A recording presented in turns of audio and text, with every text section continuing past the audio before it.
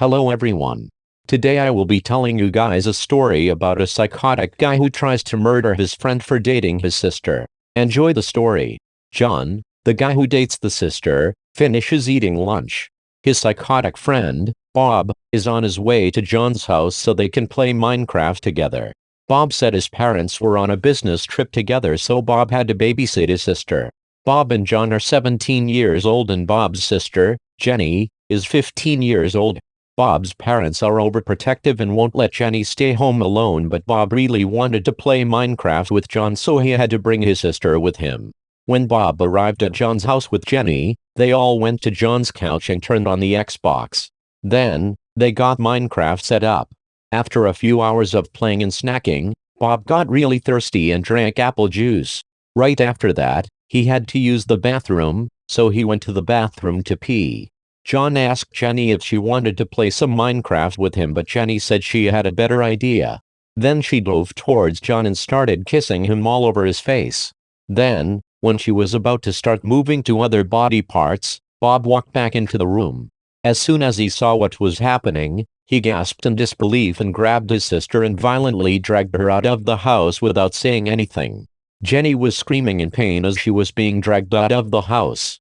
A few days went by and John didn't hear anything from Bob.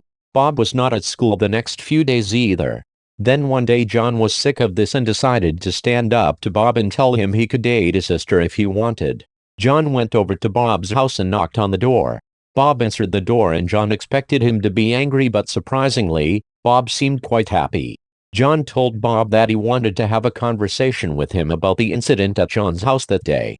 Bob said that wouldn't be necessary anymore, because he had accepted it. John asked if he could see Jenny, but Bob said Jenny was currently unavailable. When John asked Bob where Jenny was, Bob pulled out a knife. John all of a sudden realized that Bob was psychotic and didn't know what to do. Bob started saying that he was gonna kill John because John is a freak. Just then, John took Bob by surprise and lunged at him. The knife flew out of Bob's hand into the air and got stuck into the ceiling. Then, John called the cops on Bob. Bob was fuming about this, and just before he was about to kill John with his bare hands, the ceiling fell on top of him and killed him. John freaked out at first because he thought he'd be framed for murder, but then he noticed a security camera so he could relax a little. Then, the cops showed up.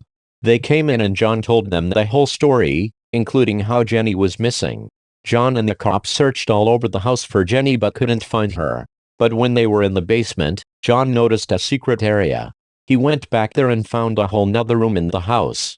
John opened the door leading to the room and sure enough, Jenny was there. She was screaming and crying and she was all tied up. John untied her and asked her if she was okay. She said she was okay, but for the last few hours she had been tied up down in this secret room. She said she never knew how psychotic Bob was until he tied her up like this. She also said that Bob told her he was gonna let her die down there and he planned to call John today and kill him. As soon as Jenny could get back up on her feet, she gave John a huge hug.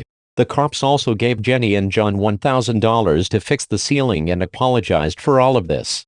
Jenny and John became very close and started dating. They never forgot the story about her psycho brother, and eventually, after many years, they got married. A few more years later they were laughing about it and telling their kids the story about how they met. The end.